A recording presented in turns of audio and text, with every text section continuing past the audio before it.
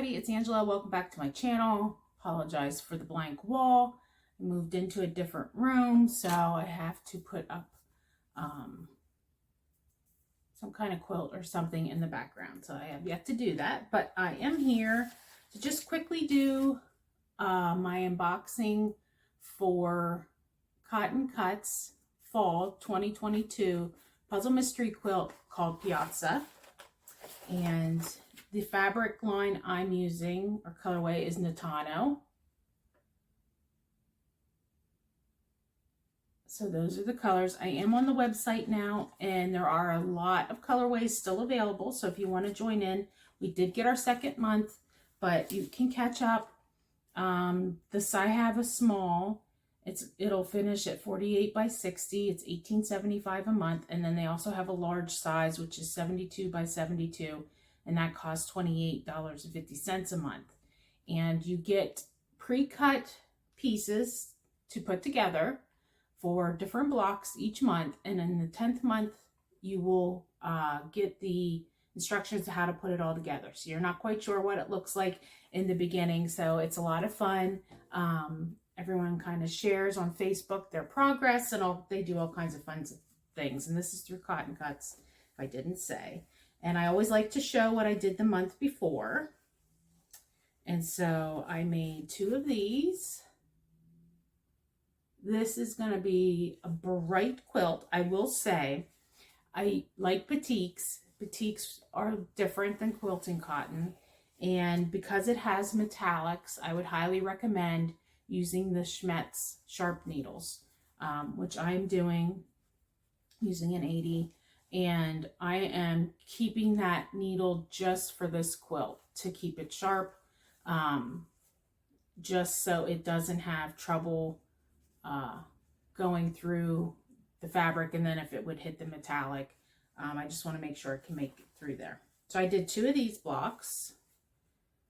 I can't wait to see this finished, because sometimes I'm like, oh my God, it's going to be so beautiful. And other times I'm kind of scared because it's so bright. And I made 2 of these blocks. So that was last month. That was the first month. And then I got this random extra piece of fabric. I'm not complaining. Hopefully I pieced my piece together and I'm not missing. I don't think I'm missing it. So I'm hoping not. Yeah, I'm not missing it. That's fabric D, and there's no such size, because it'll show you what you should get in your quilt, and then you use this guide to tell you what fabrics they're talking about: A, B, C, D, and E, F. So that's that. So this is this month's. I did cut the top off because these little mailers are hard to get into. So this is what it will look like.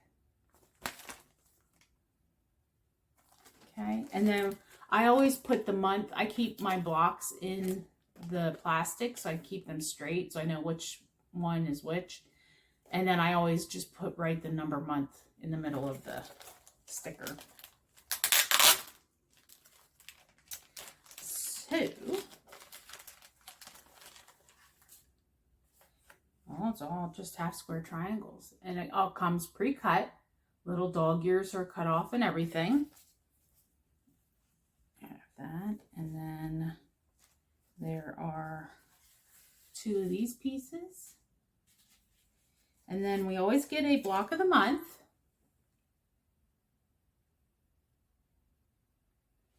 and I save these, and then maybe one day I want to make a quilt with all of them.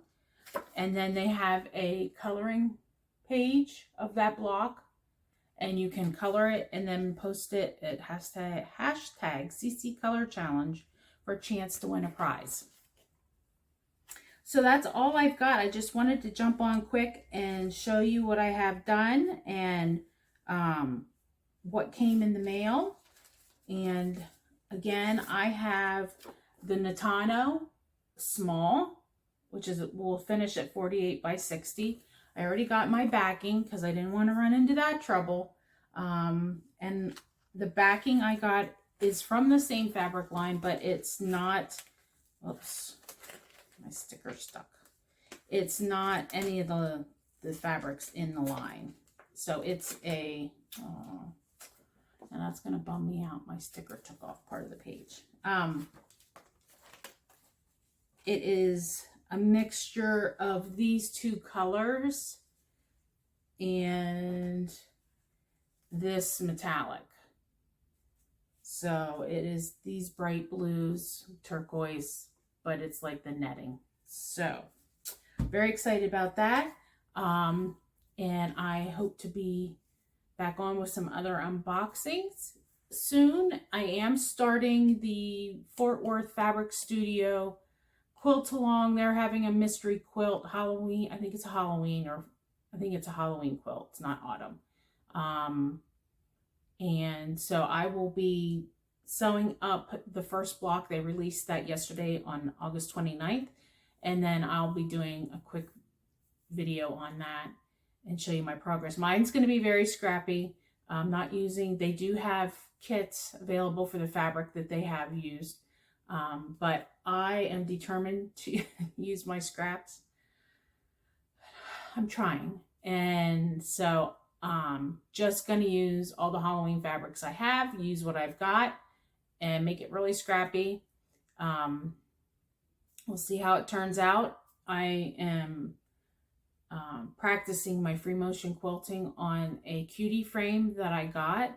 So I need, I don't mind if I have that quilt and it's not the most beautiful thing, if I can practice free motion quilting on it, and I'll be okay with that.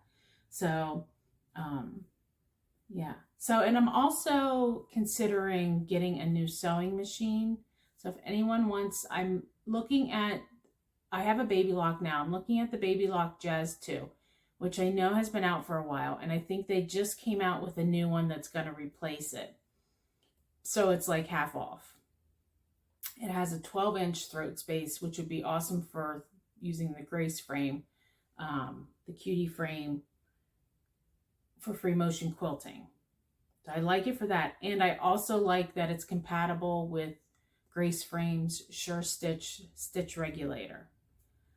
So I'm thinking about that. So if anyone has any suggestions, I don't want to spend $4,000 on a quilter because I just don't quilt that much, but I don't mind spending $1,500 on combination of one with a big throat space and getting a stitch regulator.